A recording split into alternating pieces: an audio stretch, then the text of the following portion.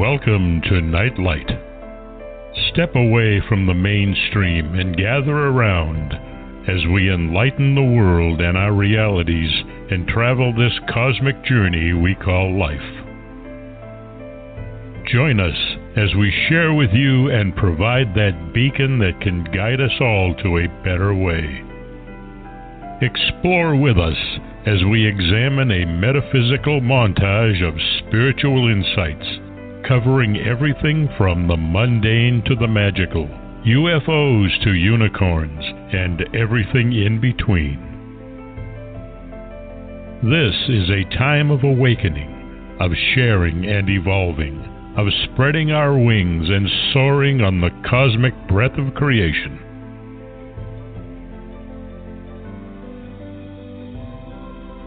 Come and join with other light-minded spirits as we weave our lights together to seek understanding, enlightenment, and, with a little luck, some wisdom. This is Nightlight, a reminder that you are never alone.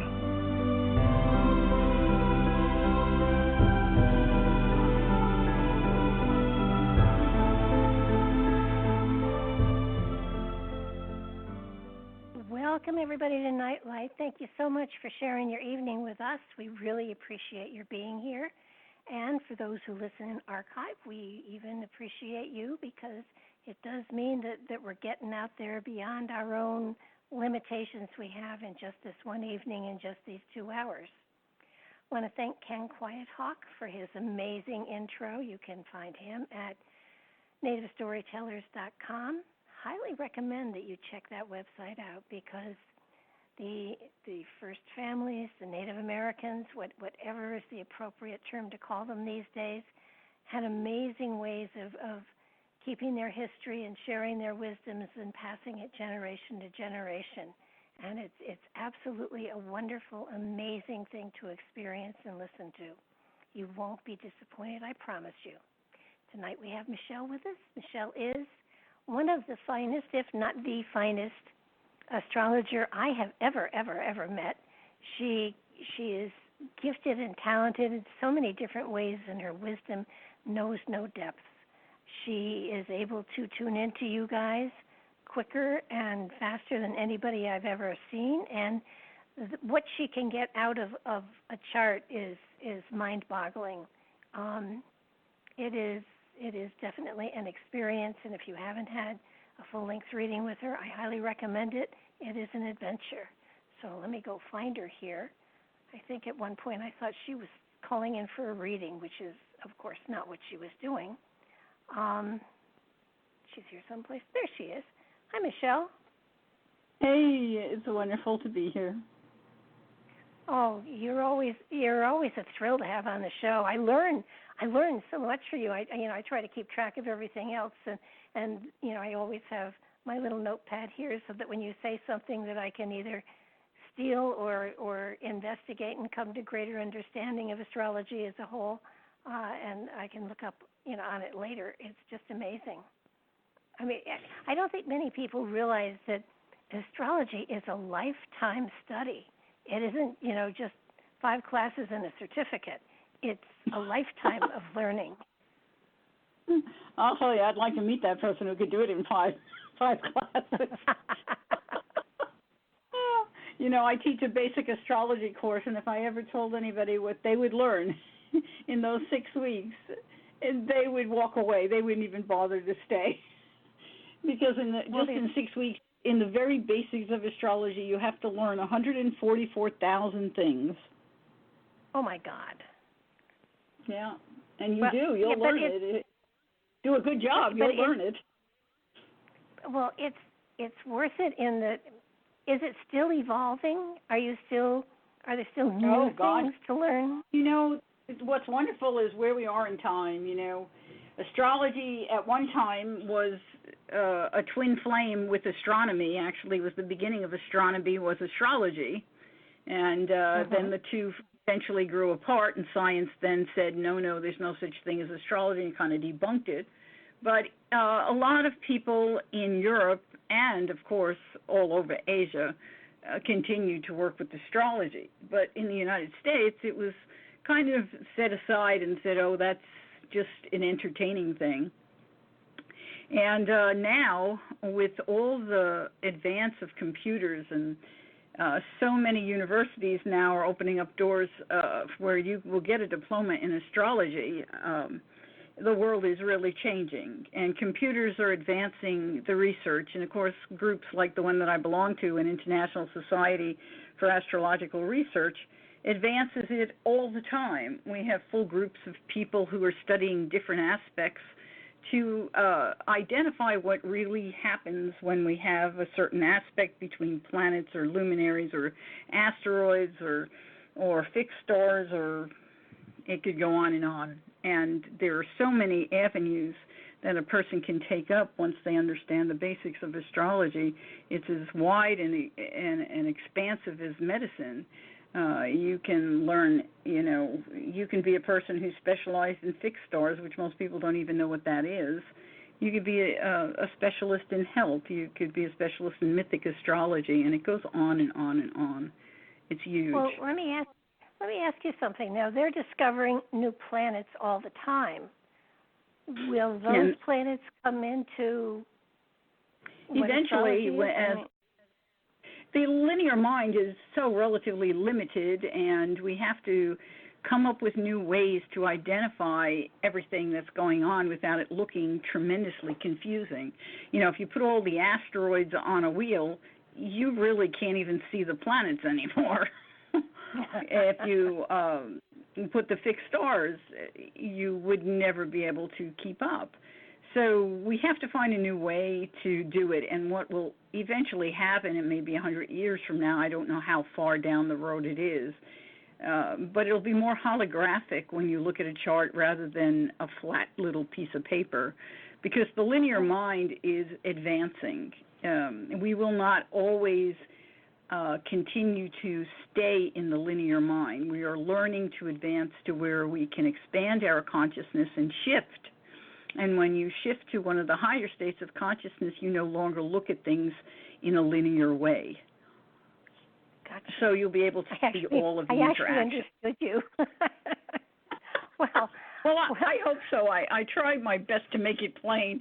It is confusing, and it's just really exciting, in my opinion. I know I'm going to be leaving the planet here, and then I'll come back, and it'll be very exciting when I come back, because where we are now, we're in just this huge transformation moment in time. This is once every 26,000 years we have this kind of transition, and it's a doorway where we leap forward. And like you said, they're discovering more and more planets. Every time we discover a planet, it's a signature that we have advanced our consciousness, that we're now able to accept another level of who we are. So it's very exciting. And every time I look at my website, I think, oh my gosh, I've got to stretch it some more. And I have a feeling the gal that does the internal stuff is going to say, you've gone about as far as you can go. You might as well just play with what you got.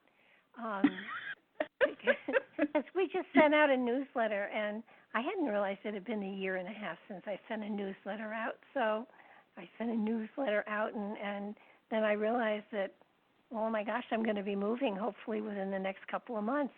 So I'll have to send another one out after that. So it's going to be, it's an exciting time. It's busy, it's confusing, it's frustrating, but it's so exciting because there's so much change in the air. It's just unbelievable. That said, we've got a full queue.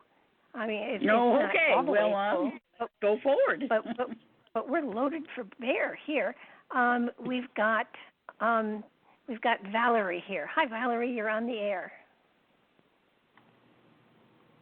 Valerie? I'm Deidre. Hi, this is Deidre. Oh. Hello.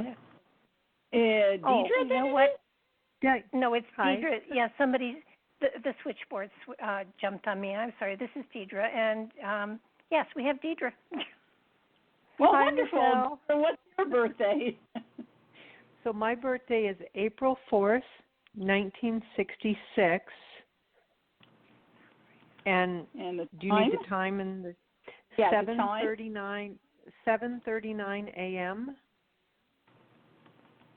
And location? Torrance, California. Torrance? Mm-hmm. Oh, my brother used to live in Torrance. I know where that is. I'm so impressed. I must. Yeah, I don't know why. It has two R's. That's what I did. I spelled it incorrectly. Well, I got it right now. That's all that matters. And so what do you want us to focus on, Deidre? So, well, 14 years ago, since I've learned about astrology, I learned Pluto squared my natal Saturn. My whole life, everything was gone. Husband, kids, career, everything. Nothing has come back into place. So I'm at such a transitional point right now where I still don't have anything. And going forward, career-wise, I guess I don't know what direction to go in because nothing has clicked into place for me. And I'm getting ready to just take a road trip, a journey to try and clear my mind and figure out which direction to go in. Not one thing has come back into play. House, career, relationship. It's just been a time of self-discovery, and I've done a lot of that. I'm very happy internally, but the external has not come into place for me at all. Well, what's very interesting is Saturn, of course, if you've been watching astrologically, Saturn's at 15 Capricorn. It's in retrograde right now. It's going to turn and go direct. And Pluto is at 21 Capricorn, and your Saturn natally 22 Pisces. You have Mercury at 22 Pisces, and you have Chiron at 23 Pisces. So in your natal chart, you have this little group. Saturn and Mercury are together, and the 22 mark, your Mercury is fascinating because it's 2244. Those are two master numbers, and Mercury is key to who you are in that you have air signs on the cusps that are the second, the sixth, and the midheaven, which are your working cusps. Those are all the ones that connect to career, how you make a living, how you spend your money, what you find valuable, where your workplace is. All of that is in those three houses. So Mercury is very powerfully connected to those three houses. And having Aquarius at the midheaven, that automatically tells me that you're a person who, in this lifetime, really seeks to do more than just be in one place. Aquarius at the midheaven requires variety. It requires change. Sometimes it requires travel, but you kind of have it seated down with Saturn in Pisces, so it may not for you require travel, but change is there. And if you've had this experience where Pluto was making that square to Saturn, Saturn is located in your house of wishes and dreams, the things you desire in life. And, of course, even the progressed is still there, still in Pisces. And when we have Pisces on this chart, we can tend to be the idealist. We can be the person who really wants to see people released from the prisons that they have set for themselves, or could be even from physical prisons. But the structures that have held people, you're saying, I would like to see people released from those structures. And that's part of your dream. It is a very altruistic dream. And have come in and square that, it had done that through your, see here, it was, I'm assuming it was at the very beginning of your 8th house. So the statement there is that you have a transformation that you really want, but you hadn't gone after. You had not gone after what it takes for you to find the secrets of your own soul so that you could advance the altruistic dream you have that your career should be. So things are not going to come into place until you really go forward to look for those things. And I don't really want you looking out, but sometimes traveling places can open doors for you to recognize what is within. As Saturn and Pluto continue to advance, they will eventually come to this midheaven. Saturn is not far from your midheaven. What are you, a year and a half or so away, maybe 2 at the most. And when it comes to that midheaven, it will be making a frictional statement to natal Saturn, but it will also be saying, it's time. It's time for me to graduate. It's time for me to get the diploma to go forward in what I want, to set my own structure for my future and for the career that I have dreamed I would have. So it will activate Uranus when it gets to, it's already activated. Actually, it's activating it now, and it will turn around. As it turns around, it continues to activate, and that's probably why we're on the phone, because that trine says, how am I going to invest in myself? What roots do I need to put down in terms of change, in terms of transformation? And yet it's still a kind of root or structure that I need to put down for me to identify what my needs are or what my dreams are that I need to fulfill. So that's where you are now. So I'm really proud of you for taking steps to go forward. Mm-hmm. Thank you. That all resonates. Good, because, you're a great communicator. You have a lot of power in your communication. 2244 for Mercury is a statement of this lifetime I shall master my ability to communicate, and on what stage. You're telling us through the 11th house that the stage will be the world, and the stage is the world in terms of you communicating in a way that is compassion. Pisces is the depth of compassion. Yes, it can also be at the other end through drugs, but putting it in the 11th house, giving it a master number, tells me it's about compassion. It's not about all the other things it can be connected to. Mm-hmm. When you have Pluto finally, Saturn will come first, and next year, Jupiter will actively activate your natal Jupiter, and at that moment, the light bulbs will all go off. So I'm going to move it forward to tell you, and if you study astrology, you'll know what I'm talking about. Your natal Jupiter is 24 Gemini in the second house, and next year Jupiter will go past. It will go past Capricorn, and it will go into Aquarius, and probably doesn't actually hit that 24 till the following year, but I'm going to give you the date. So I've gone too far here. So it's November 2020, so there's a long retrograde period there for Jupiter, and that's why I don't have before that. It might hit at some point a little bit before that, but this is when it really goes forward. Okay. Thank you. So I just keep doing what I'm doing, right? Just keep doing what I'm doing, working on myself and trying to find ideas, and just keep with that, and eventually it will all... Right now you're in that learning mode. And I gave you the wrong date on that. That was the date where you are challenged to open up to it. The date where you actually, all the bells go off, and they should have actually gone off even before this date, but would be April the 5th, 2021, because I knew when I said 2020, it's still in Capricorn in 2020, so 2021, 5th. So, but that other date that I gave you is a date where you have this quincunx action taking place, and that means that you will stress about it if you are not paying attention and doing the learning you should be doing.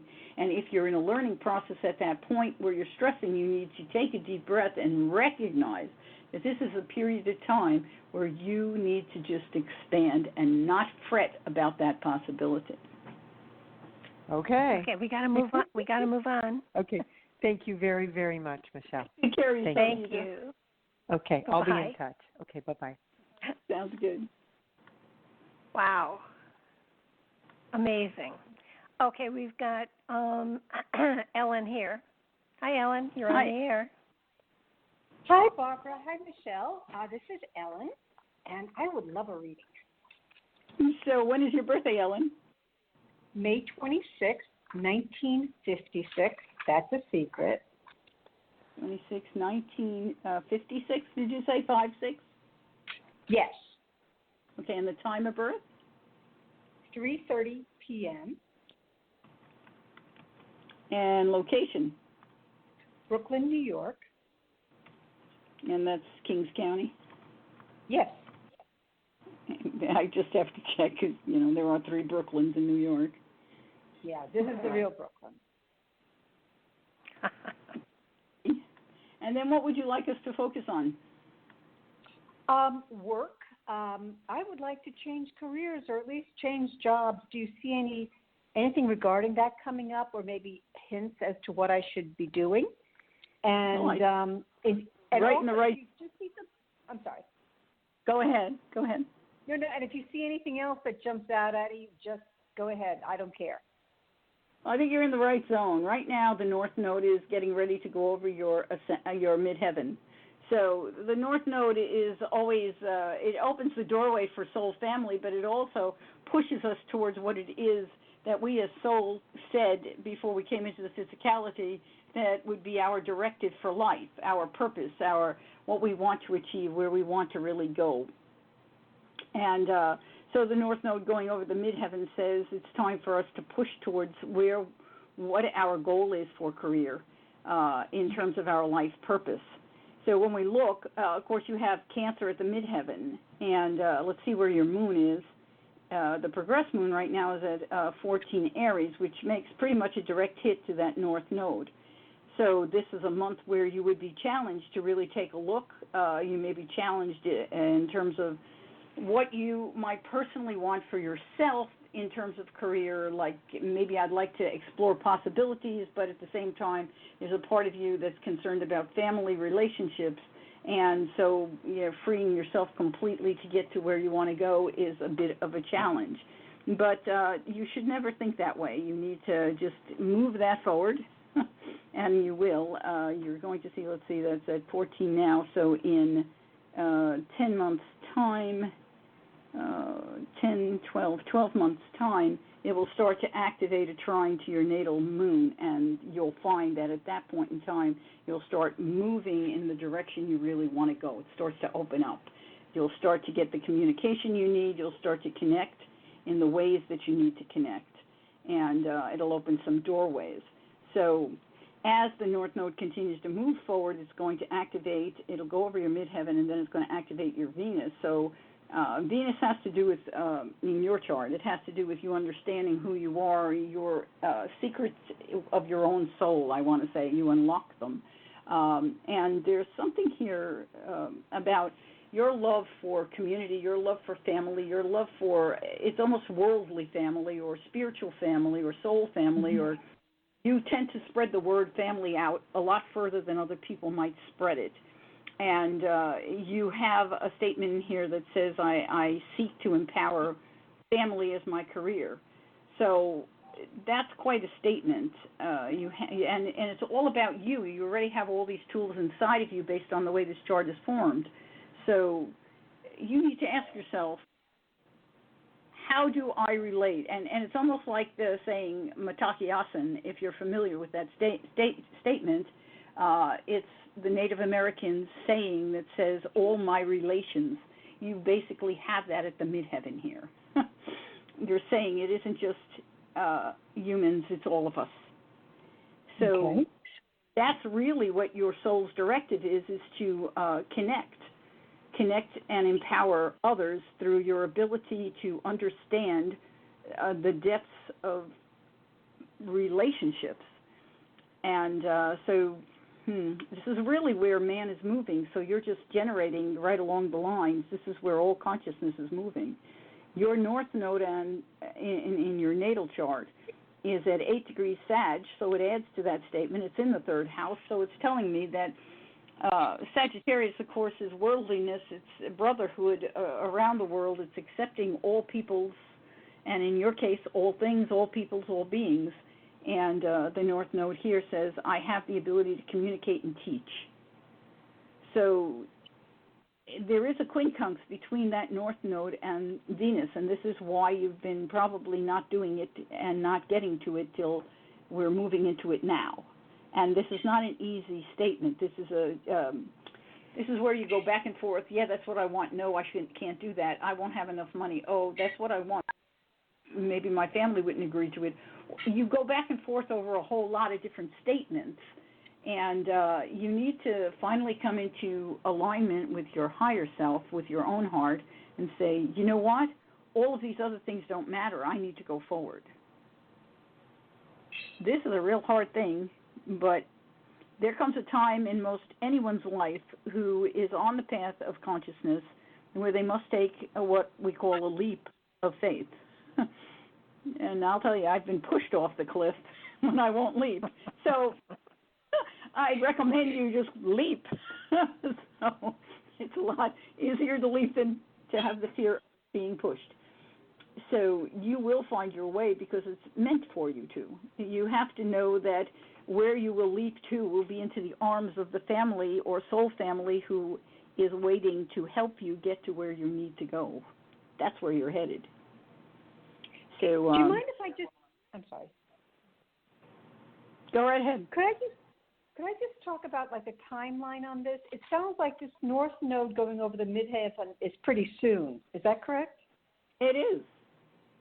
Okay, but didn't you also talk about 10 to 12 months from now, it'll activate a trine to my natal moon? So you see like Yes. Is there like constant movement over this year, or like, at least there'll be the movement won't wait for 12 months. It'll be going on. Yeah, of course. But when the North Node, which is December of this year, December 5th, the North Node is at 9:37 and your Venus is at 8:33. So it has just gone over the midheaven, and it is in the process of conjoining your Venus. So here you have at that moment in time, you have that quincunx action activated. It's the North Node in the sky, quincunx, your North Node, while it is conjoining your Venus. So this is your moment in time where you may feel a lot of stress and a lot of pressure and going back and forth that should I do it, can I do it, is it possible? And you'll be feeling driven to go forward, to go into a world you really don't completely physically or consciously understand, but your whole inner being understands it completely.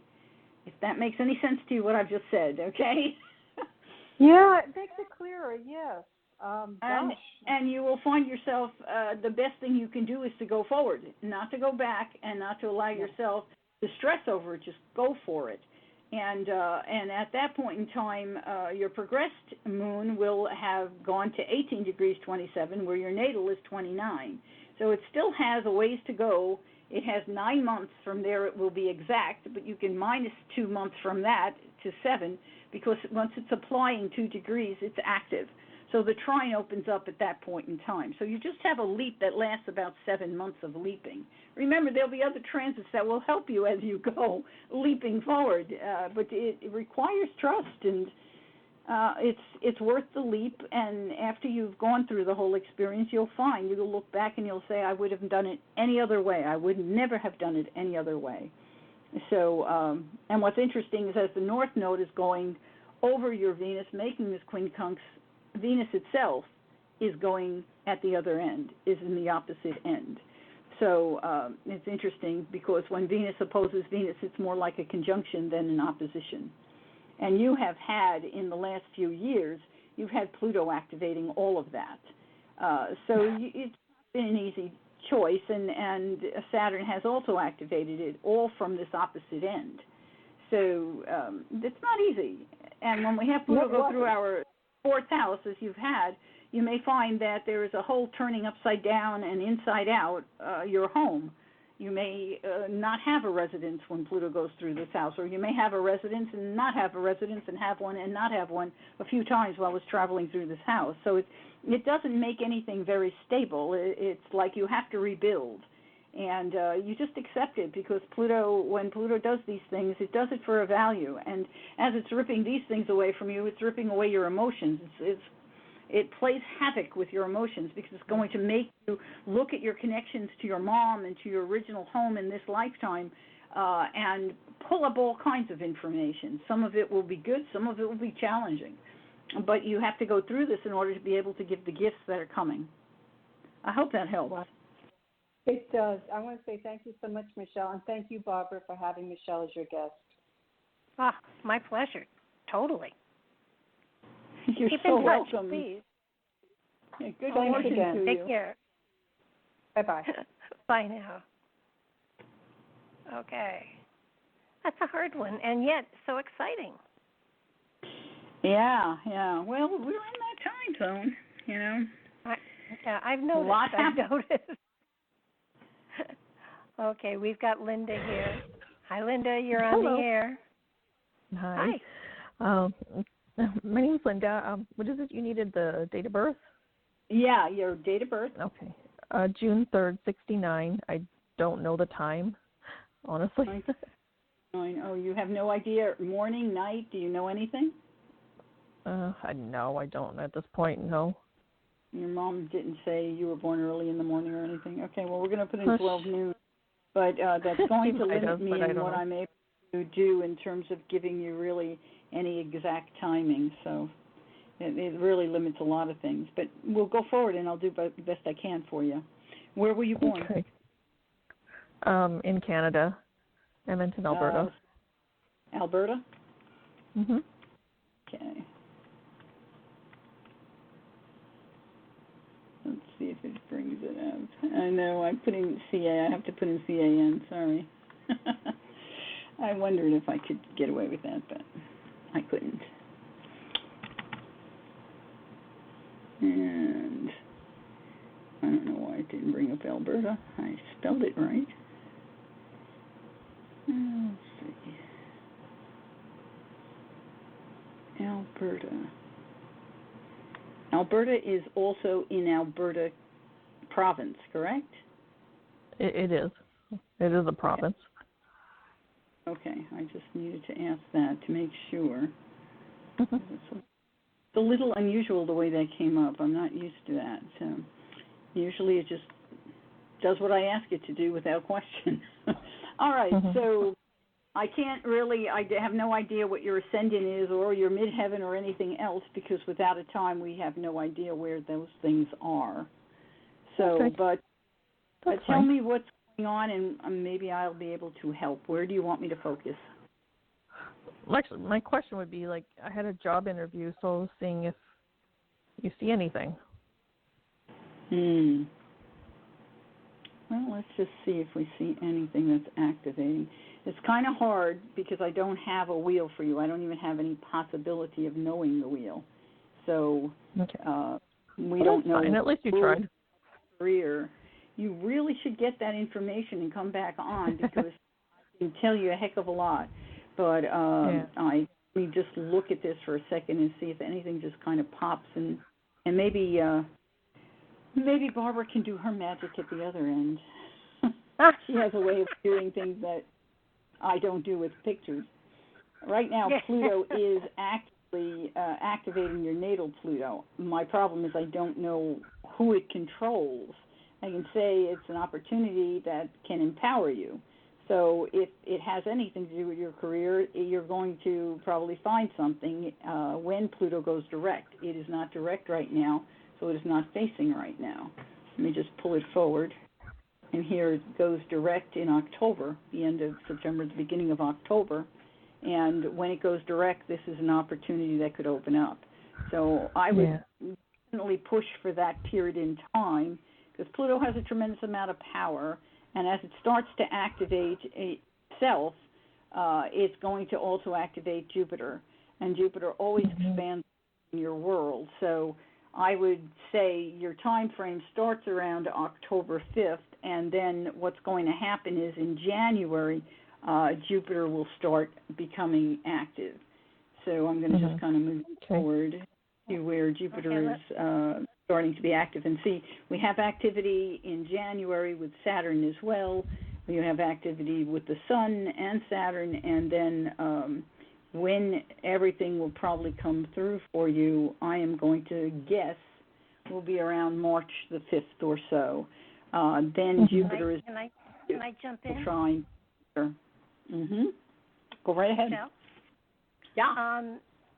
I'm seeing this as a time of new beginnings and fresh starts for you, so I would stretch yourself out of what you think is your niche or niche and look for new things. It feels to me as though September you will find something, but I don't feel it's going to be your permanent job. I feel that will come sometime next year. And I would say that the March time frame is very, very appropriate. It does feel as though there's a sense here of you're bored and you need to stretch yourself so that you can find a way to make life and career far more exciting than it has been in the past. I understand the need for survival, but at the same time, it feels to me as though you haven't been creative. And all you need to do is start being creative, and you're going to find that things will flow a lot more easily for you. You used to do a lot of creative stuff. You put it on the shelf. You put it aside. You're not plowing into it the way once you did. But I do feel that money is going to come easier, especially January. January seems to be a time where you set yourself free and you allow yourself to go in new and different directions. And I'm not saying, quit a stable job and join the circus. Unless, of course, that's the dream, and if that's the case, go for it. Anything after the first of the year feels as though you have the freedom to really stretch yourself and get into areas you haven't even considered right now. You just feel like you're in the doldrums now, and it feels as though after the first of the year, the cloud kind of clears, and you're able to see greater potential for yourself. I'm not even seeing the need for more school or the need for classes or anything like that, but I am saying that you haven't been creative in how you're looking and where you're looking. So open yourself up to the potential of something very, very different. Not weird, but just different. Okay? Right. Sorry, I understand that. Michele. Yeah, no, that's great. And, as you were talking, of course, I get to look more at the chart, and I'm seeing, too, that this activation in starting January and certainly in March, you have activation of your North Node and South Node as well. So whatever, again, we're coming back to life purpose, you're probably on a search for that doorway, and it's going to activate. That activates. So it's a pretty exciting time. I wish I had the houses right, and if you call back with the right time, I'd be jazzed to take another look. I appreciate it. Thank you very much for trying. So thank you, ladies. You guys have a good night. Thank you. Good night now. Right. Bye-bye. Yeah, you are so good with everything that has to do with the cards, has to do with the chart. Excuse me, and it feels as though when you don't have your chart. I mean, I know you do the psychic stuff too, but you're kind of geared into one modality right at the moment, so it's hard for you to kind of hopscotch out. Yeah, but she does have some good stuff coming up, and it was aligned with what you said, so I'm not surprised. But I like when you can pitch it and get in there, too, because it allows someone who doesn't have a time to get somewhere. So. Yeah, I'm always. my deck is always here. I'm fine with throwing the cards, but you just seem to do so well without me. So it's nice to know that every now and then I come in handy here, other than just fielding people for you. Okay, we've got Melissa here. Hi, Melissa. You're on the air. Hello. How are you? We're doing great. What's your birthday, Melissa? Awesome. It's September 13th, 1969 at 4:46 a.m. So September 14th, 1969, 4:46 a.m.? September 13th. Oh, September 13th. Okay, hang on. That's why I always repeat these things. And where were you born? Charleston, West Virginia. Charleston. I had a beautiful horse that I got in Charleston, West Virginia. He was the most handsome you'd ever seen. Oh, it was a great horse. Okay, so let's see. What do you want me to focus on? Is that blob in house, the second house? Is that karma? Is that Can you help me understand like the north node? Yeah, your node, second house is all that good jam, stuff. and second house is not karma. Second house is money. Okay. Second house is how we spend money, what we value in life.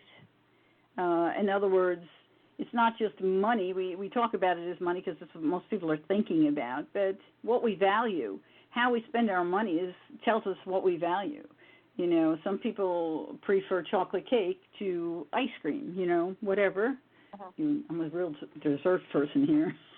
At any rate, so you're jam-packed there. You're focusing in this lifetime. Whenever you have a chart and you look at it, you're going to see some houses might be completely blank. There's nothing in them, and other houses are jammed like you have in the second house. You've got the sun, the south node, you've got Pluto, Uranus, the moon, and Jupiter all in this house. And so that's pretty jam-packed. And when we do that, it tells us, in this lifetime, I am going to focus on my values. I'm going to focus on what is really important. And having the south node in there with the sun tells me that in past lives you had learned something from your father, and here he is again in this life. So, and that is in Virgo. You may have done something that may have been involved with health. It could have been he was a doctor. It could have been that you both worked together as doctors. It could have been you were healers in some form. It could have been that you worked even as engineers. So there's a lot of statements when we talk about Virgo, but the key is it's a person who is talented with the details, and they work with the details very well. You have Pluto there as well, and it's telling us, that in this lifetime I have empowered myself with the ability to handle those details, and I truly value them. I value having control over them. I value having power over them.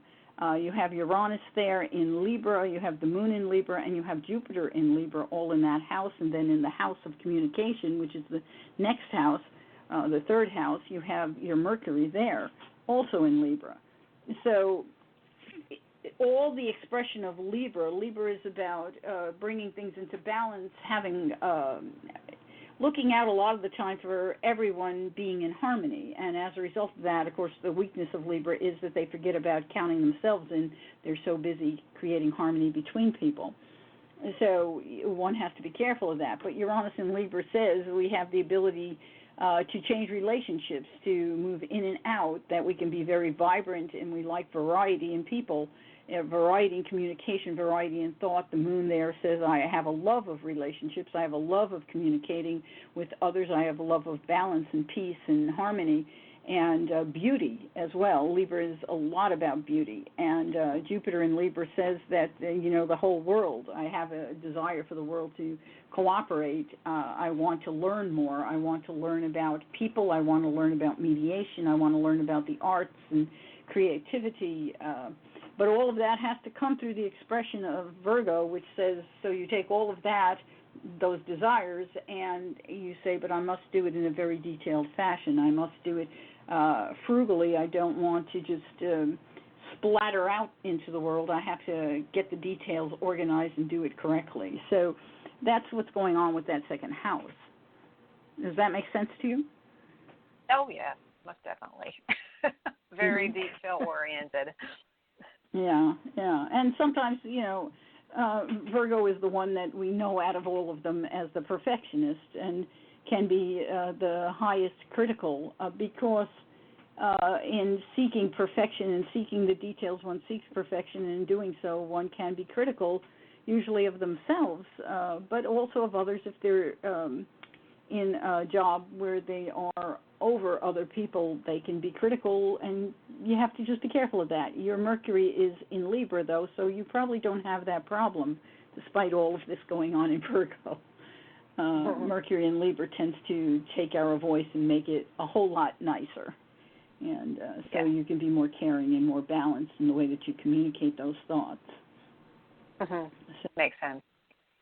Yeah. So now, did you have a question about that besides what you just asked? And did I answer what you were looking for? Well, it seems my life has been mainly focused on surviving and money and everything, and my relationships, even though I made time for them, kind of go to hell. So, I don't understand why.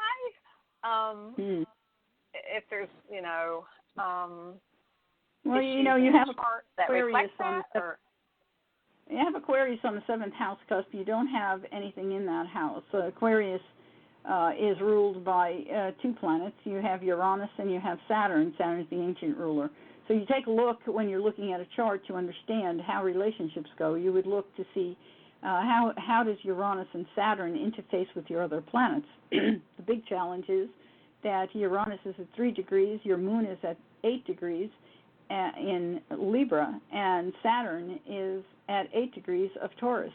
That is a quincunx action between these planets, which makes it very stressful. Relationships are not easy for you because there is an issue of I want to see it rooted a certain way. Saturn in Taurus can be incredibly stubborn and can want things a certain way. And even though the way you may want them is balanced and fair, you may not be finding the other person is balanced and fair with you because what you're attracting is someone who is not, in order for you to understand how to work with this quincunx. We attract to us the people who will create more friction where we have the most frictional element in our chart so that we are forced to work on it. So what I would recommend is you work on this yourself, and then you will start to attract someone who will fit your chart in a way that is balanced. Did that make sense? Oh, yes. Okay. Yes. Okay. You know, Saturn also, even as I said, it can be stubborn. It also can relate very much to your father. Saturn a lot of time will represent our fathers in charts, or it'll represent people in positions of authority. So you want to think about that and think, how has my father caused stress? Maybe by making things changeable. He was not always repeating the same thing. He changed too much, and I didn't feel rooted. I didn't feel like I had, Sun in Virgo tells me you need a root. All the earth need feel like they have a little fence around them, a little border. They don't feel comfortable with everything being wide open. They are not Montana people unless they have a close fence. So true. So if your father had you guys move around a lot, or he kept changing his mind about things, or he never could quite keep you on the same page, it caused you to lose your state of balance, and as a result of that loss of state of balance, you attract men into your lives who repeat it instead of you balanced. finding your own state of balance and saying, this is who I am. Now whoever comes in has to adapt and recognize who I am, and that way we can respect each other and who they are. Being your most authentic self is being who you are and allowing others to be who they are. So just think about what I've said. You'll be able to work this out, and then you'll start to attract to you the people that you really want. You tend to fall in love with the people who are rovers, people who can be very worldly, people who can be like to travel, like to look, the grass is the greener on the other side, people who could be teachers, they could be people who are world travelers. There's a whole lot of statements going. You could be an astronaut. But nonetheless, that's the kind of person you love it with. But the person you marry is someone who is unique and unusual. They have to be kind of a unique individual for you to be interested in actually marrying. True. Yeah, true. So that means that you always have to be kind of on your toes, because change is part of the equation you're asking for in a marriage. Yep. So you're asking for a challenging thing, since when we look at who you are, you prefer to be rooted. So you got to work with it. Yep. Okay. Well, thank you. Yeah. Make sure that when you meet a guy or a woman, whatever it is, your choice. I try not to establish lifestyle for anyone, but when you meet someone, make sure that you don't become what they want for the meeting. Be who you are, so that they know who you are. Okay? Right. I recommend that for everyone. Transparency will bring you joy. Okay. Absolutely. All right. Well, thank you. Thanks for calling, Melissa. Thank you. Bye-bye. Bye-bye. Okay. We've got Stacy here. Hi, Stacy. You're on the air. Taking my call. My birthday is the day after Christmas, 1967. December 26, 1967? Yes. And your time of birth, Stacy? 6:18 in the morning. 6:18 a.m. And place of birth? Oceanside. California? Oh no, New York. I know they're on both sides, actually. Oh yeah, exactly 3,000 miles away. Yeah. Well, I live close to the one in California, so I figured I'll just try. I'll try California, see if that works. Good. All right. So, what did you want me to focus on, Stacy? Well, I'm taking a class in September, Human Resources. It's, a 3-month course because I want a career, and basically the jobs I've had weren't lasting. They were just entry level, and, I want a career. So I was wondering how that's going to go, or what you see me getting a job in. I think it's going to go really well for you, and I think you're in the right zone for when did you start this? Just not very long ago, right? When did you start? Or are you just... I'm starting September 5th. Oh, I think it yeah, is. that's perfect. That's perfect. Because what's happening is, in the zone we're in right now, Jupiter has been activating your midheaven, and it's saying it's time for learning in order to get the career you want, okay? And at the same time, Pluto and Saturn will come up behind it, and the South Node is in there too, are all making a trine to Pluto in the 9th house. And so Pluto is the ruler of your house of wishes and dreams, and you're saying, I am now open to empowering myself through learning, something that may have some kind of process that could be connected. Humans and resources will fit in here very nicely because it's a process that can sometimes be a legal process. So you're saying, I'm opening up to learning to get the career I want that is really fulfilling my wishes and dreams. I think you're right in alignment with where you're needed to go. And your progressed moon is right there too, so the desire to learn and the desire to have security and structure is also right there. You are definitely going down the right road. I am 100% behind you on this. So that's not always the case for me. So I'd say that's a good thing. And it looks good on a resume because, you see it opening doors for something. Yeah, I believe good you're when going I'll be making. Yeah, you're going to end up once Jupiter next year. Okay, let me just move this forward a little bit because next year when Jupiter comes into Jupiter is going to move into your 2nd house, and your 2nd house is your house of income. And when it moves into this house, even before it moves into this house, it is going to activate your Pluto, and then it will activate Uranus, which is where the change is that you're looking for. So starting about March of next year, and then it will go back, and then it will come forward. So I'm going to take it to where it's even active. It's pretty much active right through June, and then it goes back, and then it comes forward. And then when it comes forward, this is where you should definitely have what you're looking for, and your money will come into play around January of 2021.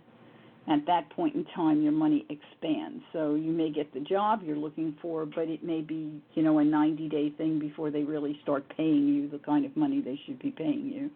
There's something there. But it looks to me like you've got the doorway is opening up. So in other words, like I'll get different jobs, but I'll get the career job in January of 2021. And that's the way it looks to me. And I'm not saying you get a different job. You may get the job that you want even before that, but they may not promote you to the position that you're looking for or give you the amount of money that you're looking for until this point in time. Oh, okay. Like I could be a company and move that, but you think that field would be good for me? Yeah, they could be that you get some kind of entry-level thing and they say, well, it'll take us 3 months or 6 months or whatever before we'll do an evaluation, and then we'll start paying you this amount if you pass the evaluation. So, but that's what it looks like. Yes, but at least it's going to pay off my career, Yes. me Yes. going to school for this. Because also online, I'm also studying for free. It's called Duolingo.com, and it's Spanish. It's a free app. You can look at it online on the computer, and I'm almost at a fluent level. I've been studying hours of it because excellent. Some jobs I wasn't able to get because they say, "Are you bilingual?" That's right. A question, and obviously now I have to study it, so I can't say I took it for 3 years in high school. You have to know it, and I could actually have a conversation. So that's I great. got turned down for some jobs, and also with human resources, you learn payroll and everything else, and they get paid very good. And it looks good on the resume because somebody will be like, what have you been doing, since you had a job for so many years? You haven't been at a steady job, and that's another reason I get turned down. But here, when they say finished certification for human resources at 2019, that's the first thing they'll say. It's like somebody, a recent college graduate. See what I'm saying? Oh, absolutely. I understand completely, and it's very aligned with what's coming up for you. So you're doing just the right thing. I'm very good for you and very proud of you for taking the action you needed to take. We don't always do that. Sometimes we're too afraid to do it, or we're afraid we don't have enough money to do it, or whatever. But you've done it, and you should be proud of yourself. So it's going in the right direction. You're doing the right thing. And speaking of thank you. And speaking of California, where you're from, there was a gal I met when I was interviewing, and she's from California. Went out on a job interview down here, and in medical, like a medical office. And this gal had years of experience, and she was making $20 an hour in California, but she had 2 roommates. But she was living comfortably. Came here to live with a friend of hers, and she says she's going back because she wasn't getting anywhere. She couldn't find a job, but in California they pay much better. You don't start off at entry level. That's the thing, and she had years of experience. Yeah, they have to pay better in California because it costs a fortune to live in California. That's what they said, and she has 2 guy roommates or whatever. Yeah, you'd have to have roommates. It's a fortune. It's like living in New York City. At any rate, I hope this helps you, and good luck, because I think you're going to do really well. Thanks for calling, Stacy. Okay.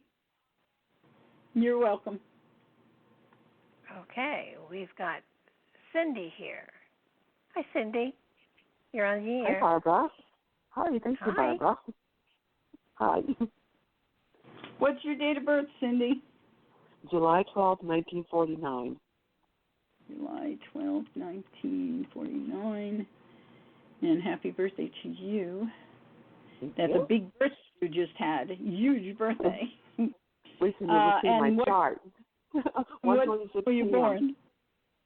I'm sorry, I didn't catch. Born in Summers Point, New Jersey. What time? I didn't catch what time. 1:26 p.m. There we go. You broke up on me. And Summers Point, New Jersey? Yes. Sounds like a beautiful place. It's near Atlantic City.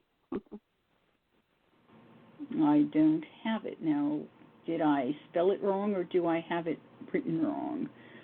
Summers is S-O-M. Oh, S-O-M. Okay. Yeah. S-O. Summers. Yeah. S-O-M. Oh, I have to get up there to the O's. L-M-N-O-P. Anytime now, computer. Well, there's a lot of cities in New Jersey. Okay, here it is. Summers Point. Got it. So that's right there in Atlantic City area. Yeah. All right. So what do you want us to focus on? Well, I'm getting hammered this year. My sun sign is on the midheaven, and every one of those planets we've been talking about is hitting it. I'm already moving.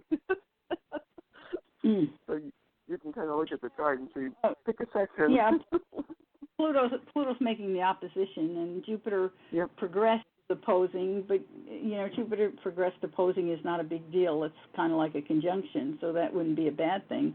Pluto opposing can be a balancing act, and it can certainly uproot your neighbors or uproot your siblings, or cause you to have to transform the way that you communicate with everybody. There's something changing there that can be, but it's been going on. This is not new. It's just at this point in time, this could be a struggle with how you think about yourself, and also it can have something to do with your dad.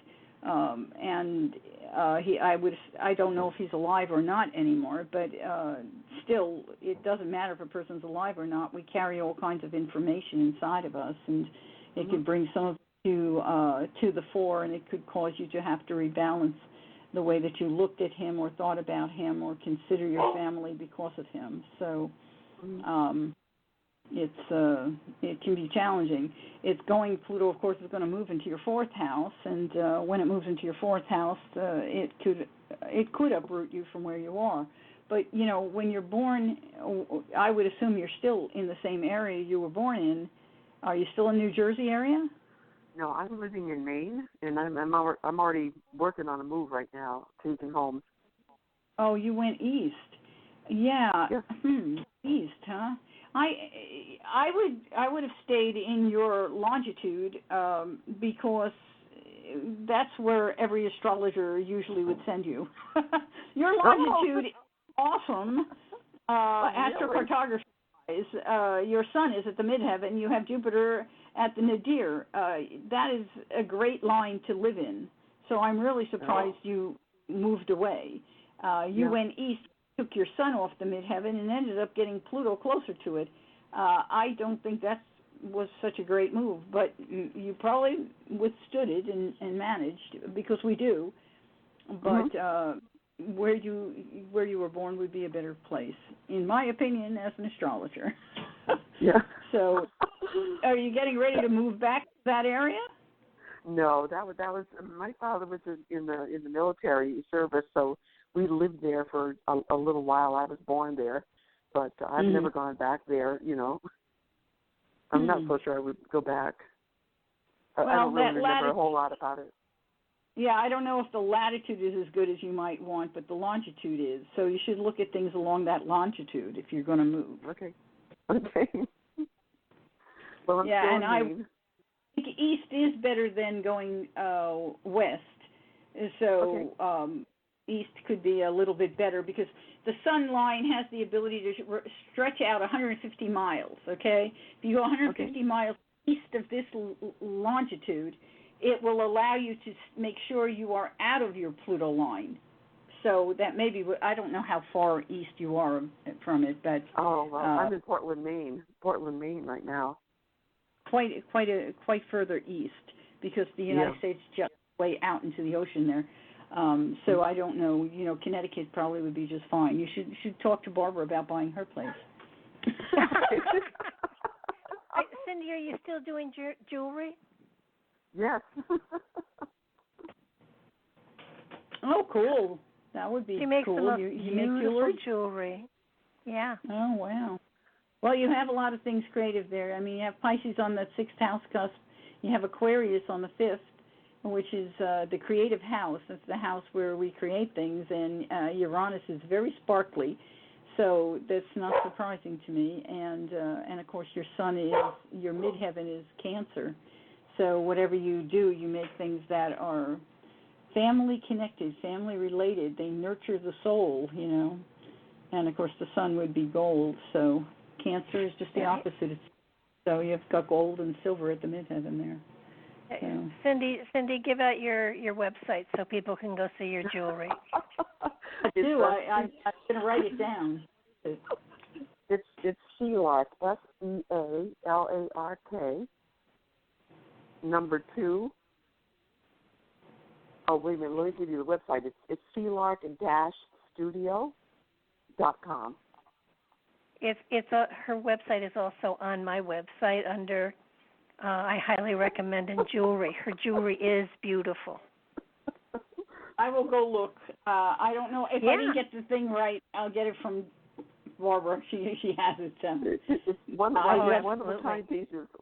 One of a kind piece. No one else gets a necklace like yours. Awesome. It is beautiful stuff.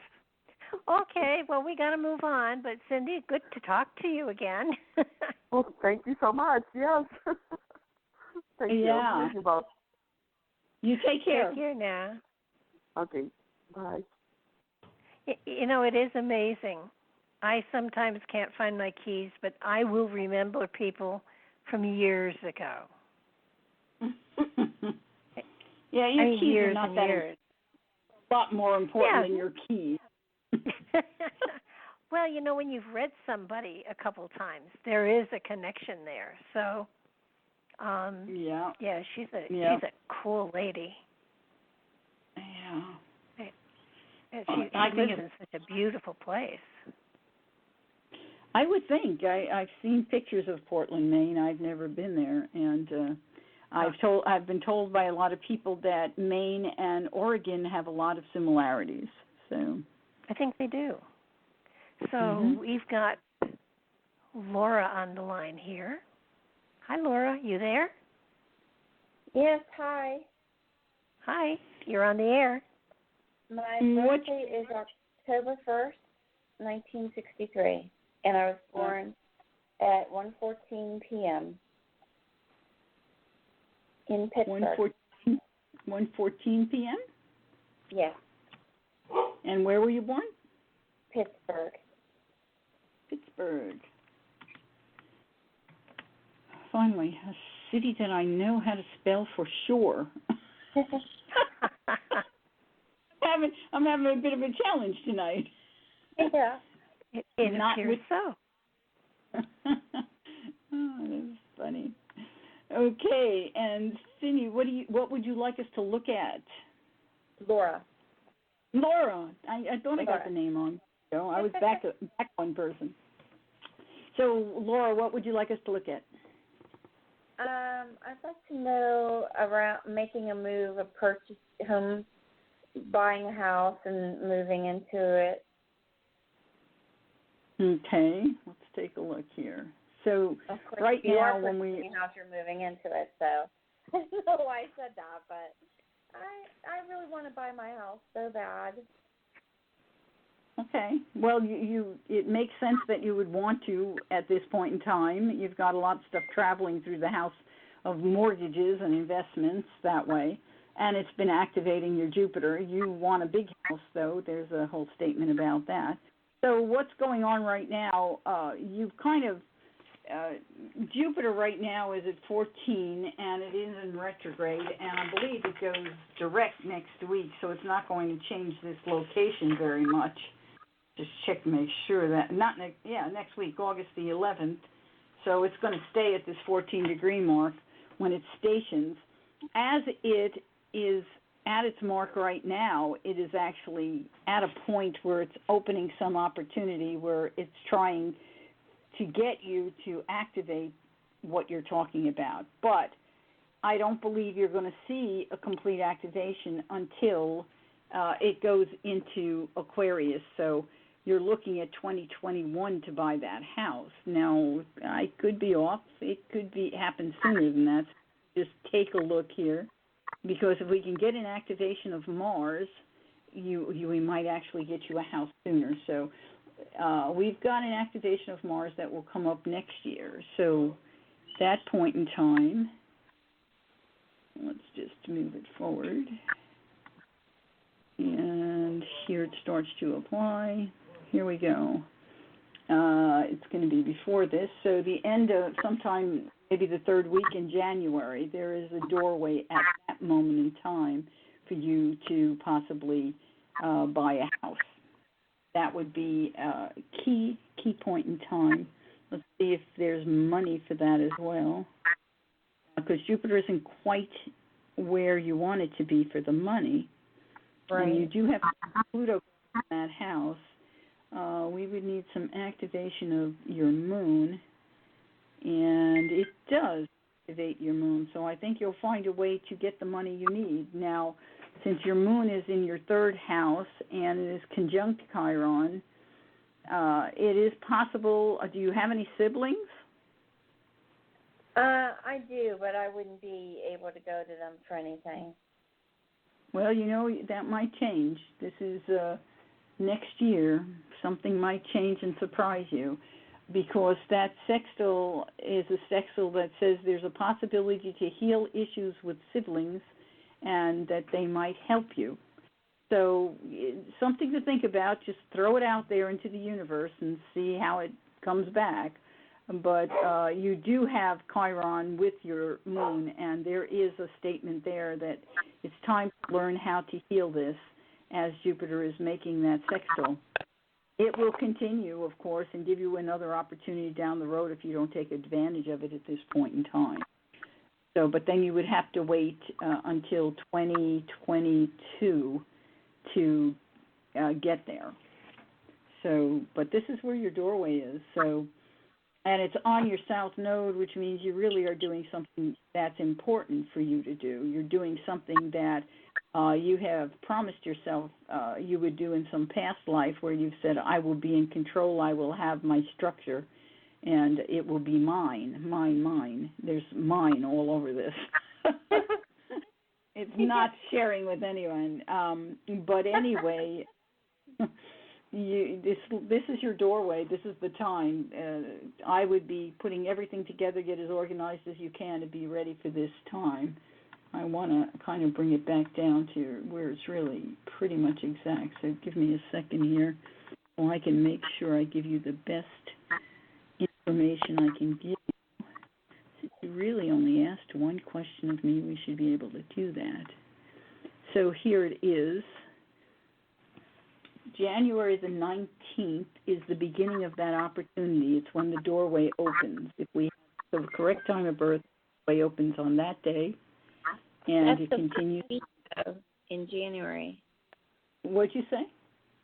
January 19th is the fourth week. It's the fourth week? Yeah. Well, Third whatever. Week That's the 12th. That's the day when it opens up for you.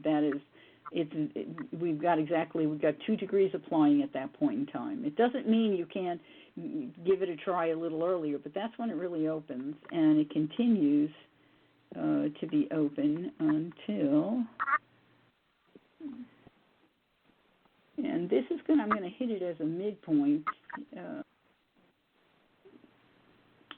But it's good until January 28th, and it could go just a little bit longer than that because Neptune is also involved. Neptune has to do with that communication, though. Neptune comes back to the whole issue of communication that you might make with a sibling. Could also be a neighbor, which is really odd. I can't imagine it being a neighbor, but you never know. I've seen the odder things. You could find out that a neighbor is a mortgage broker. Something you never knew. So leave the doorway open and go check it out. But that's your time frame. Okay, I will. Thank you so much. That's You're very, very welcome. welcome. Take care now. Bye-bye. You too. Okay, we've got a lot of people here still. Okay, we have Carolyn here. You've read her before. She's been here before. Okay. Hello. Hi. Hello. Hi. I was on mute though. I listened to mostly all the readings ever since from the start of the hour. It's just I would put my microphone on mute. Yeah. How are you, Barbara and Michelle? How are you? Doing well. Doing good. Good. And I don't have you in my computer, unfortunately, so you have to give me your information again. I don't keep anything that I do on the radio show. So what's your date of birth? It's coming up, Bev. It's September 1st, 1978, 9:45 p.m., Honolulu, Hawaii. 9:45 p.m. I know the last I've heard, though, Uranus is retrograding in my ascendant. Last I've heard, just from what I researched. Your Uranus is retrograding on your ascendant. It's going to station. Are you telling me it's going to actually station on your ascendant? Yeah, just from what the videos I've heard on YouTube. Not that I, just thought I'd confirm with you if it's going to have any effect on me. So. Okay, well, let's go take a look. And your ascendant is 7 degrees 25 minutes. Uranus is getting ready to station the same day that Jupiter is stationing, and it is stationing at 6:37, and it is stationing retrograde, so it's not really stationing on it. It's if it were stationing actually on it, it would be facing it, but instead it's stationing retrograde, which means it faces away from it. But that means that the day before it's stationed, it has its greatest power on it. Okay? So instead of focusing on the 11th, I would focus on the 10th. So very confusing. Okay. At any rate, the Uranus on the ascendant just means that you are likely to make a lot of changes about how your appearance is. You may feel a need to be free of your old styles and into new styles. That by itself is what it means. But for you, as it goes retrograde, it's going to make a beautiful trine to your moon. It will make a trine to your Saturn. When it turns around and goes direct, it makes a trine to your sun. So you've got some nice things happening with this. So what does it mean to have Uranus trine your moon? The moon is in the 5th house in your chart, and Saturn is in the 5th house, and they're 4 and 5 degrees. So the moon is about what we desire in life, and you have it in Virgo. Saturn is also in Virgo. So in this house, it says that you could have investments that have to do with property.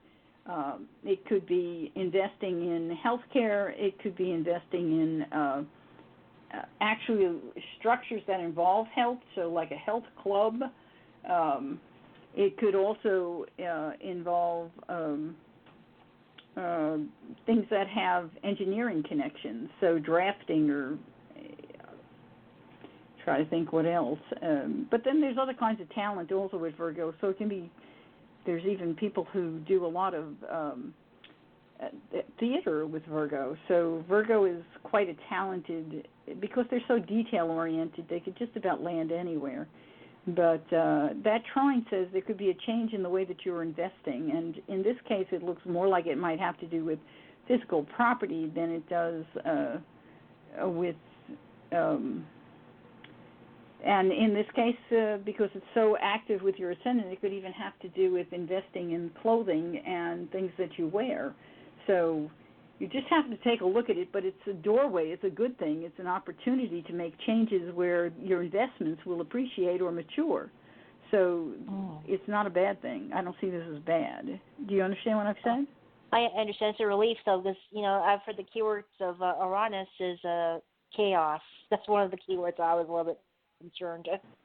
Oh, I don't think of Uranus as chaos at all. Uranus can be turning things upside down, so I guess people would call that chaos, but, I am an Aquarius, so I guess I love Uranus. Uranus actually causes things to change, and it creates freedom or a desire for freedom.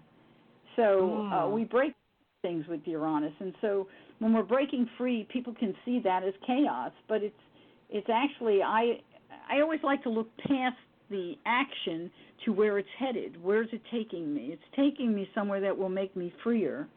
So that's what Uranus does. And in this case, it's an opportunity to be free of some old investments so that you can open a doorway for a new investment. It looks like you're investing in yourself with this statement. When we look a little further, here we go. This is the night of wishes and dreams, because Uranus is one of the rulers of your house of wishes and dreams. So it's giving you an opportunity to invest in what you really want. So you need to really think about that. What do you want that's involved with structure, home, talent, I want to say physical body, things that you want that make you feel good about yourself. It can be your own physical structure. your bones. It could be even a change in your bone structure. Just depends on what it is that you want. But that is even part of the statement here. It's kind of an interesting statement. So think about it. Think about how that applies to you. There's going to be something in there that. So I think buying new clothes can be aligned with this. So. I was considering that, though. Yeah, and I've seen people where Uranus activates that ascendant, and they literally change their hair color completely, or they cut their hair from really long to really short, or they decide to try a wig. It's peculiar, but Uranus does funny things, and I don't think of it as chaos. I think it as exciting and variable and making change and freeing you from things that have held you back for a long time. And this can also be a way where you could fall in love. You could. I mean, it does activate. This house is also the house of love, but it's more, in this case, looks like it's more about falling in love with something, not someone. Something. Yeah. Sometimes, falling in love with something can be learning a new, discovering a new hobby. Discovering a new way of building houses. So, houses and food are in line here, as well as theater and acting and a lot of creative endeavors that involve a lot of detail.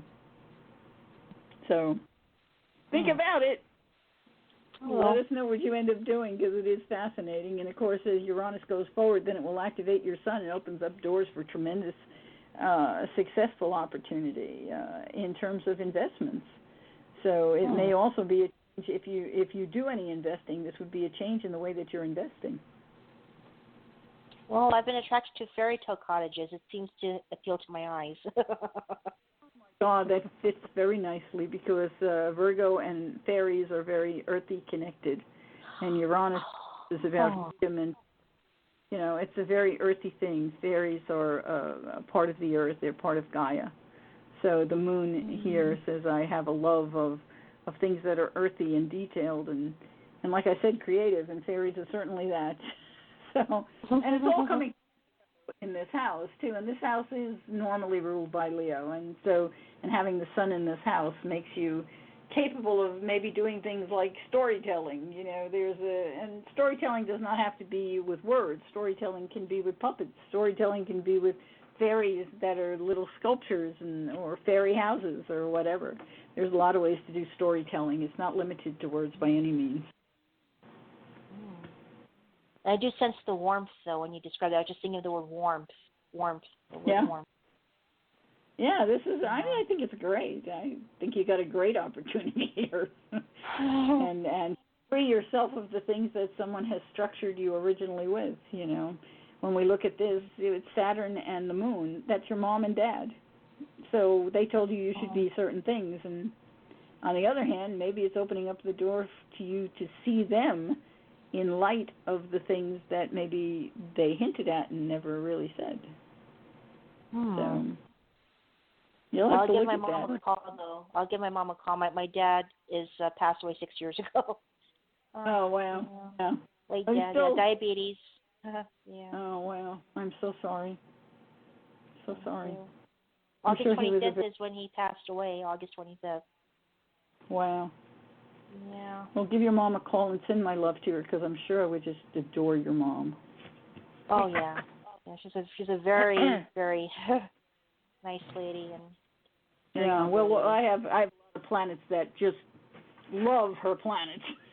So just looking at the chart, I know I love you and I love your mom. So. Oh, thanks, Michele. Well, thanks for calling. You have no idea how well our charts go together. Thank you, Barbara. We'll figure it out. Thank you so much, Barbara and Michele. You're welcome. Take care, and you have a wonderful night. Thank you. Namaste. Namaste. Namaste. Okay. Oh, fairy houses! I just love it. Oh, me too. I've got one in my kitchen that I tell people, don't put your finger in there, but that's the fairy house, and it's been hanging there for 15 years. And there's a fairy there. You're gonna move it to Nashville. Oh my! I'm going to take it to Nashville and make another garden there, I guess. I think you should buy a miniature guitar for your fairy house when you take it to Nashville. I think she's more of a lyre person, though. Yeah, well, that's nice. Nashville is a guitar place. Nice but, harpsichord or something. We'll see. We've got Valerie here. Hi, Valerie. You're now on the air. Hi, Barbara. Hey there. Hi, Valerie. And Michelle. How are you? Good, Michelle. I'm a fan of Barbara's. That's why I called, and her newsletter just came out. So I've never really had any reading about astrology before. Oh, cool. Well, let's hope that I can do something that will get you excited. So tell me, when are you born? What's your date of birth? 7/20/64, and I was born 12:27 a.m. Okay, 12:27 a.m. And where were you born? Utica, New York. Utica, New York. I know where that is. Yes, I do. Okay, let's go see your chart. And what do you want to focus on? I don't know. It's been what did you just say? Wow. What was that about? Now, when you open a chart and then you see Pluto at the midheaven, the south node, and Jupiter just hanging out at the midheaven, and you see Uranus has just gone over the ascendant, this is quite a chart. You've been experiencing life, very powerfully experiencing it. Transformation. It's been quite a couple of months, and so I'd like to focus on my kind of like career. I'm not really doing much in my relationship, but it was like hanging on by a thread, and it's like, oh, what's going on? Wow. Well, when Uranus goes over the ascendant and we're in a relationship, it can sometimes blow it out of the water. It has already gone over, but it is going to station retrograde, so it's going to go over it again. And you have to ask yourself, are you happy in this relationship, or are you desperately wanting to be free of it? Because usually when Uranus is going over the ascendant, the statement is, I want to be free of this relationship. I don't know if I can handle it anymore. And having Scorpio on the 7th house cusp can have a person marry someone who tends to be very controlling. And so it can, of course, you have Neptune in that house, so you could have married the person and never seen any of it. And because Neptune doesn't always show us, it's like we go into the marriage with rose-colored glasses on, which is fine if it's transiting Neptune, but it's not so much fine if you're born with it in that house. So that's where, I tend to tell people, get a second opinion, listen to your friends. They probably are seeing things you're not seeing. And valuing your friends are important. But right now, Pluto has moved to a point where it's activating that Neptune. You weren't born with that. That has progressed. And progressed Uranus is getting closer. So you've got some activation that is making you take another look at what this marriage is, and that can make you see it more clearly. And Uranus, again, will make you say, I really need to be free of it. So Uranus is going to go back. It'll go back over that ascendant and come back through, and that will be the last time. So if you make it through that transit, you probably will stay in the marriage. I'm not telling you that you should or should not. Please. And how long is that? When is that? I'm going to go forward in time because Uranus does not move rapidly. So I just have to go forward in time and tell you, here it is going over it in December, and then it has to turn around, and it goes forward pretty fast, and then it goes back over it in March. So the end of March, last couple of weeks in March. And then I don't believe it will go back again that far. I'm going to go forward a bit and just see. Here it's going retrograde again. No, it will not go back over it again. So that's it. Okay. So if you make it through that transit, it's possible that you will stay in the marriage and continue. But if this is a marriage that isn't good for you, and only you know that, I don't know that. I haven't looked at his chart, and I don't know anything reading for 2 minutes here. I'm not going to say anything. Well, I'm more concerned about what I should be doing in this life, and I know, like, I'm a Cancer in the North Node. There's something important about that Cancer's in the North Node. So I've been studying energy for a while and healing, but I haven't really done anything. Well, your North Node is in Cancer. It's in the third house. Third house is the house of communication, okay? And the North Node says, what is soul directing me towards? And it's in Cancer, but this house is ruled by Gemini. So it's saying that your communication, you have said as soul that I've come here to learn and to pursue communication in a very loving and nurturing manner. Communication for family. And if you're studying healing, which it fits your chart, by the way, because you have Virgo on the 6th house cusp, which is the house of the workplace, and you have Capricorn at the midheaven, and it indicates that healing would be of interest, and you have your progressed sun at this time is in Virgo, and your natal sun, of course, is in Cancer, but the Virgo sun would make you start looking at that and having an interest in healing. And that would fit very nicely as well, but it's going to be more about communication healing in a nurturing way than it is necessarily a hands-on healing. Does that make sense to you, what I'm saying? It's like you're not mixing herbs here. You are communicating to heal. Like that would be like NLP or EFT or... And there's so many things that we could say, but those are just two examples. But that's the direction or the directive. The progressed moon right now is a 25 Sag, so we're in a learning mode, and it's going to continue as it goes into your 9th house, continue learning. But 5 months from now, it will go into the next sign, which is Capricorn. And as it goes into Capricorn, you will have a desire to create some kind of control, some kind of structure to be in control of what it is you've learned. So you're going to take it to the next step. And as it goes into it, it will be activating the South Node. So it's like it's time for me to integrate the ways that I have done this in past lives. It's time for me to connect with family from past lives who will help me with this. So all of that will be happening 4 to 5 months from now. Okay. And that's pretty exciting. Yeah. So you're going down a really good road. It's a very, very exciting road. Plus, Jupiter has just gone over your midheaven, and you have Saturn and Pluto in that. Jupiter hasn't. Yeah, Jupiter has just gone over that midheaven. So you have Saturn and Pluto both in this house, and it hasn't. I'm in 2020. This is next year that I'm looking at. I'm going, what is that?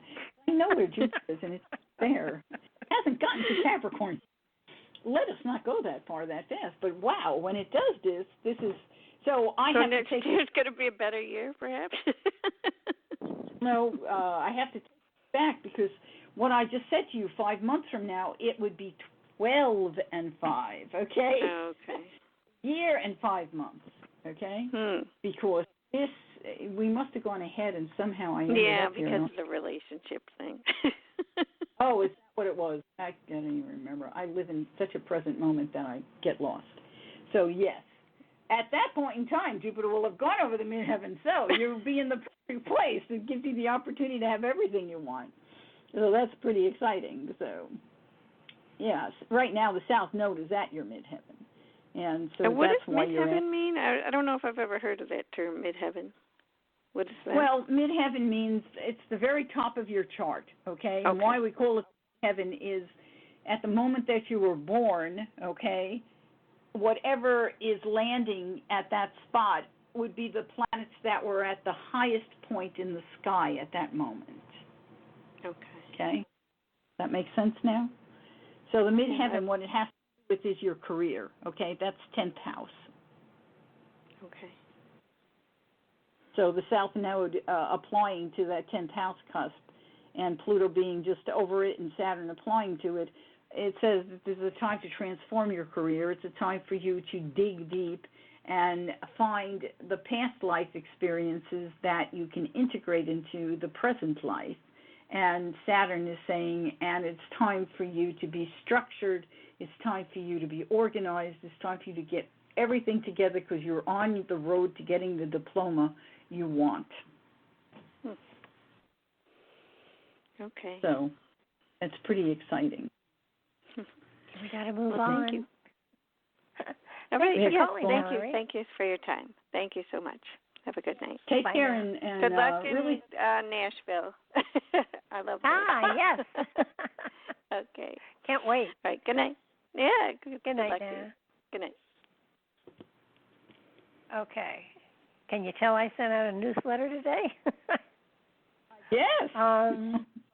Actually, Cindy probably got it too. Okay, we've got, I hope I pronounced this right, Raynelli? Raynell. That was good, though. Raynell. Yeah. Oh, the last one is silent. Okay, that makes more sense. Jeannie spells things as phonetically as she can for me, and I won't tell you how she has butchered some of these names, but I thought I had this one. Okay, Raynell, you're on the air. Okay. Hi, ladies. Thank you. I was born on September 5. I was born on September 5, 1956, at 2:48 p.m. in Waterloo, Iowa. Waterloo, Iowa. Is there a military base in Waterloo? No, I don't know why I thought there was. The crazy things that come to mind as I'm doing things. Anyway, ignore me. Valuable. So, Raynell, what are you looking at in this chart? What did you want me to focus on? I am looking at a move. I have not been asked to move, but my landlord has basically moved his daughter and her family into the house, and it's not desirable for me. And I'm wanting to know what you can share with me about a move like yesterday. Well, the first thing that's really noticeable is Uranus is traveling through your fourth house, which means right now home life is not stable, okay? The house or physical property does not feel stable to you where you are living, so you will be moving. But when Uranus is like that, we don't always just pick up and move. A lot of the time we just feel unstable unless we have an opportunity to move. And right now Uranus is going to go retrograde, and when it does, it's going to be creating a challenge to the natal Uranus.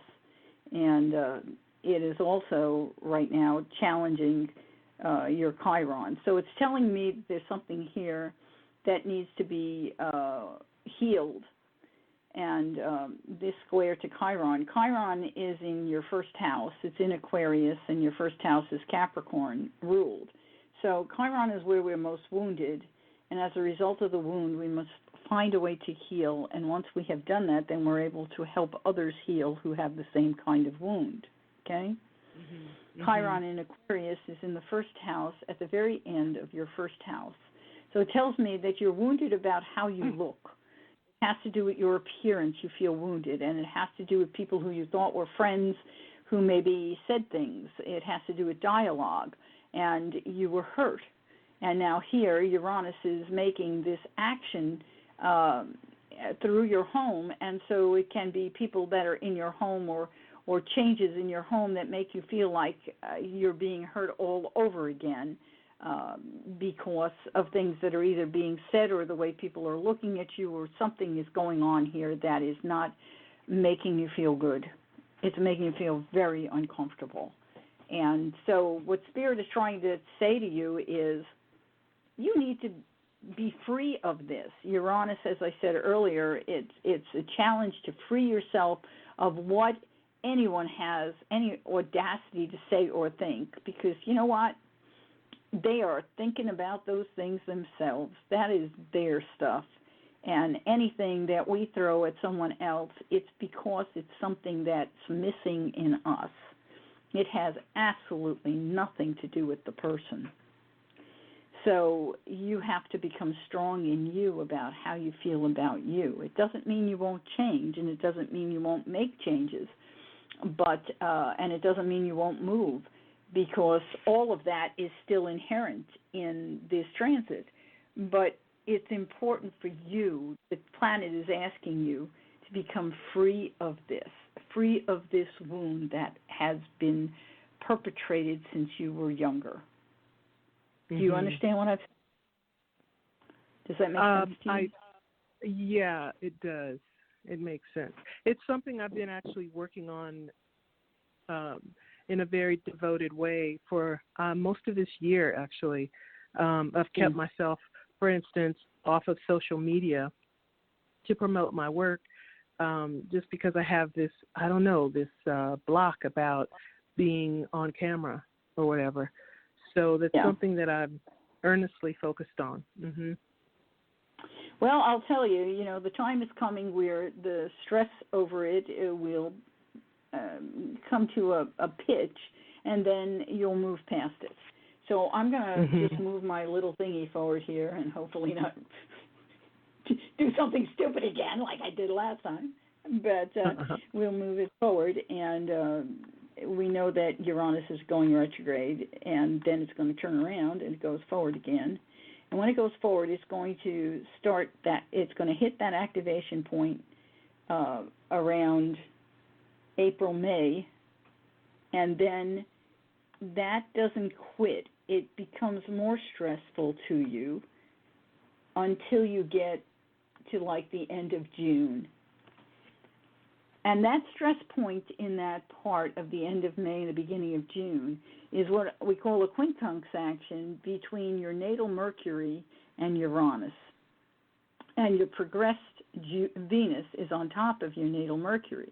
Your Mercury is in Libra, so you're a person who tends to be very fair in your communication. You try very hard to make sure that it's almost like you have a legal counsel in your head, and you do things like a mediator. You'd be a great mediator. If you're not, it's something you could consider, because you would be an awesome mediator. I mean a legal mediator, literally in a court. But this quincunx causes you to go through the stressful experience where you go back and forth and say, should I move, shouldn't I move, should I do this, should I do it? And it causes a lot of internal stress. And what I'd say is during this period in time, you need to be super gentle with yourself, very loving to yourself, and don't try to make a decision of any kind during that period. You should wait till it is clear. And it's clear in July, after the 4th, around the 4th, and then it will go retrograde, so it comes back into being. But again, this is Uranus for you. Usually the second time around is not as hard, but it comes back in September through October, and then it goes away, and then it will come back one more time. But this time it's going direct, and you should have all the answers at this point, and it should just kind of breeze over it, and that is in April of 2021. So it's going to take a little while for you to work through this. This is not an easy thing. It's probably been around for a long time. So we'll get over it. And once you do, then you start to activate a complete new sense of freedom for yourself. And, and if I could say anything to you at all, I would say this. Use a little EFT. And if you don't know what that is, go to my website, go download it. I have my worksheet. No, I know what it is. Okay? Just tap along there and say, even though there have been so many times in my life where I felt less than because of how I look, I now choose to release that and love who I am. I love every cell in this body. I love the total way it's configured, and I know that the more I love it, the more it will become exactly what I love. And go down that. Be kind to yourself and love yourself and practice loving everything about you. And don't let anybody tell you any less. That is exactly my practice now. I actually like the way I look much more now than I have before. It's just such a false belief. But are you saying that I won't move until 2021? No, I'm not saying that. I am not saying that. Oh, okay. All right. And then so you have the ability to move before that. And you might even move more than once. Okay? Yeah. But I'm saying that this whole move is related to this issue that is so important for you to heal. Yeah. Okay. Could you look at the move and... Yeah, your progressed moon right now is at 5. Well, no, that's not right now. That's in 2021. There we go again. We're not doing that. I got to come back. It take me a minute or two to get back to where we were. But the progressed moon in 2021 is at 5 degrees, and that's not going to do what you want right away. So where are we? We're in 2019, aren't we? I have problems, yes, forgive me, but it's true. Time is so movable as an astrologer. So here we are. You have 14 degrees of Capricorn is where your moon is, your progressed moon. And so you have Saturn on it right now. So there's no move inherent till Saturn gets off of that progressed moon. And Saturn will move forward. Actually, the moon will move faster than Saturn. So let's just go forward. Right now, Saturn is applying to it because it's retrograde. But here's the moon is past Saturn a month from now. So in September, you've got the moon free. And it is actually almost on top of it is starting to conjoin your part of fortune. So there's probably something coming through because of who you are that you should find another home. And will you leave it that? See where Mars is, if Mars is giving you a little action, and it is. So this is probably your time. Both the Sun, Mars, Mercury, all of them are active on that progressed moon. So this is your period in time. I'd say the very beginning of September, you should find something. Awesome. It's interesting. Yeah, we got to move on, Michele. I'm sorry. I'm so sorry, but we do have to move on. But she'll be back in September. Take care and Thank you. Good luck. You know, everybody who calls in, we put them into our prayers. So let's make it happen for you. Thank you. Take care. You're welcome, so much, sweetie. Okay, one more. We've got again, another name that I will stumble over. I hope not. Davida, you're on the air. Hello. It's Devetta. Devetta. I was close. Devetta. Yes. What's your date of birth, Devetta? 10/23/74, and I was born at 6:48 a.m. October 23rd. Is that October? I did that right? 1974? Yeah, October. And what time? I'm correct. sorry, 6:48 a.m., did you say? Yes, correct. And where were you born? In Austin, Texas. Austin, Texas. I did get the right time, right? 6:48 a.m.? Yes, correct. Okay, then we're good. Sometimes my brain, I don't know where it goes, but as long as it hangs in there, we're good. When it stops, I won't be able to do this anymore, because I probably won't be in the body either. So. Okay, so what do you want to look at, Devetta? Pluto, you got Pluto going over your... Yeah, that's not been easy, huh? A lot of emotional turmoil. And yes. And it could be turmoil at home too, and Saturn is really involved here with its opposition to Saturn. So you're at that 180 degrees in terms of Saturn return issues, and so this could bring some, emotional blow up even, because there's so much there that you could be struggling with. So you want to really be careful to take good care of you. And this could be a blow up that could come as a result of your career. It could be something with someone in a position of authority. It could be your father. There's a whole lot of statements going on when we have the opposition like that to Saturn. So I would ask you to really breathe when you're confronted by anybody in a position of authority until this whole thing moves past this experience, and that it will take it probably till around January or so before it really kind of gets past it. But you really need to practice that, because you are not seeing clearly when somebody might be doing something. You feel like they're controlling you, and they may not be. So you need to take a deep breath and make sure you have your guidance working, okay? Okay. I call in Michael the Archangel when these kinds of experiences happen, because I say, just you take care of it, and because I just know that the only thing I own in my world is my word. And if I ever have a word come out of my mouth that will hurt another person, it really hurts me. I don't ever want that.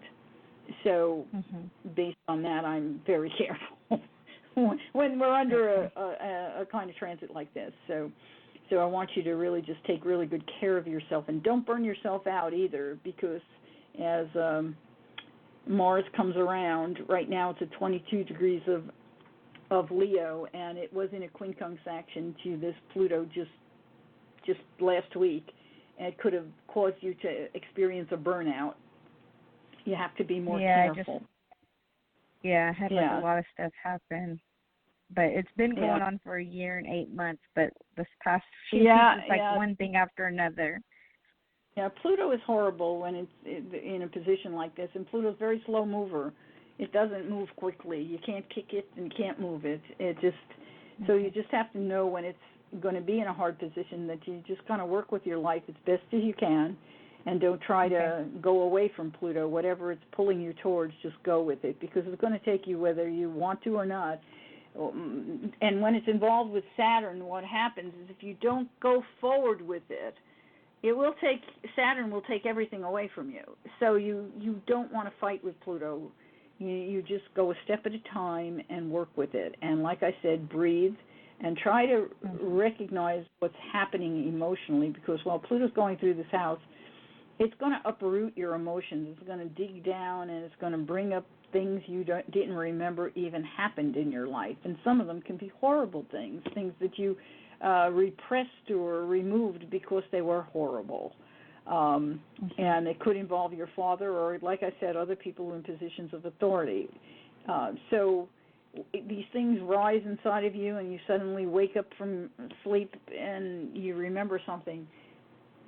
Write it down, it, and know that there's a good outcome even if you can't see it right now. And if you need someone to help you with counseling, find someone who is good, okay? Because when Pluto goes through this, it's an emotional turmoil, and you have to really, really treat yourself kind. But in the end, what it will do, it's kind of like if you have a big bruise on your arm and it gets infected, if they don't cut it open, it just gets worse. So what Pluto is doing, it's like this old emotional stuff that you just kind of hid inside your body comes up, and suddenly it's there. So do your best not to freak over it, and remember, this is one moment in time, and you've had millions of lifetimes.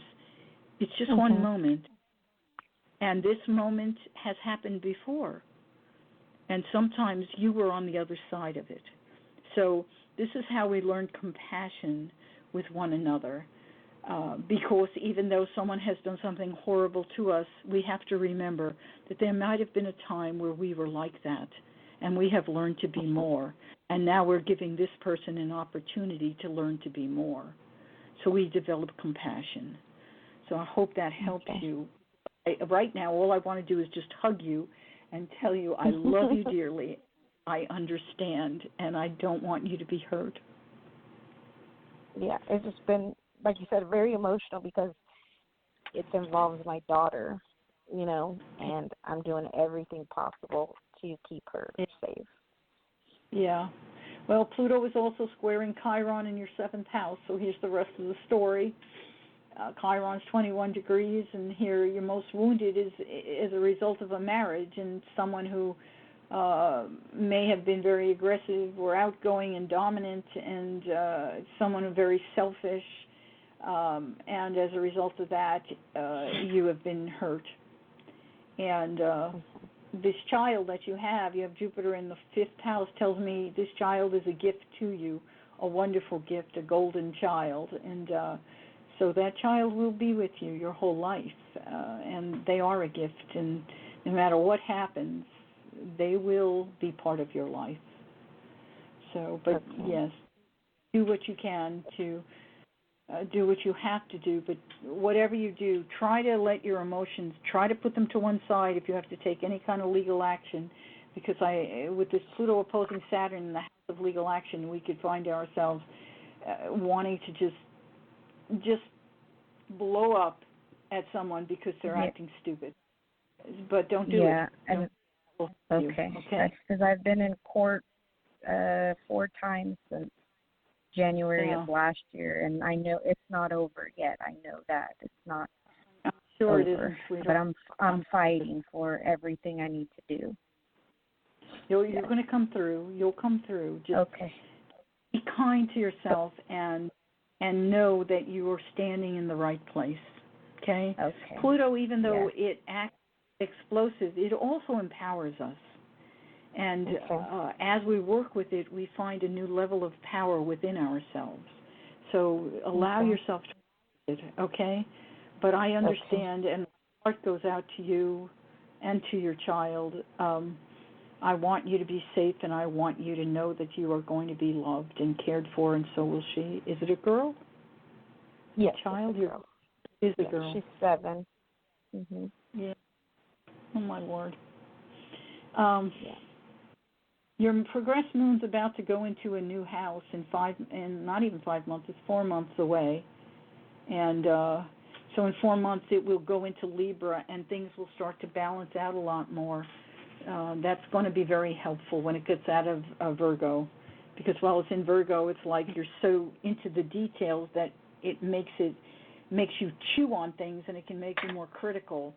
When it gets into Libra, you'll come into more balance, and you'll feel a lot freer. So 4 months. Yeah, I feel like our lives are just stopped. You know, the past year and a half, like we can't move on because it's hard. You know. Yeah. It is, but you know, there is a happy ending here. So good. Do understand that there's a happy ending. And with that, I have to say, I'm so sorry, but we've got to go. Okay. Please thank you. Big hugs to you. Okay. Absolutely. All right. Wow, why do you get the good ones right at the place where I have to cut you off? That's awful. Oh my God, I could just cry. It's just hard. If she would like to get a hold of you, want to give out your information so she can?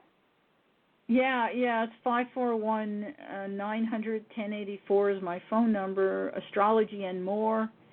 Write the whole thing out. astrologyandmore@gmail.com is my email, and I check my emails all day long, every day. So, and you can also you're find me very good at that. Oh, much love to everybody else. Yeah, to you too, and thank you so much for doing a marathon tonight. And for those people that did not get on, she'll be back the 1st of September. You have to call in early because this line does get very, very long. And Michele, thank you so much. You are, as always, spectacular.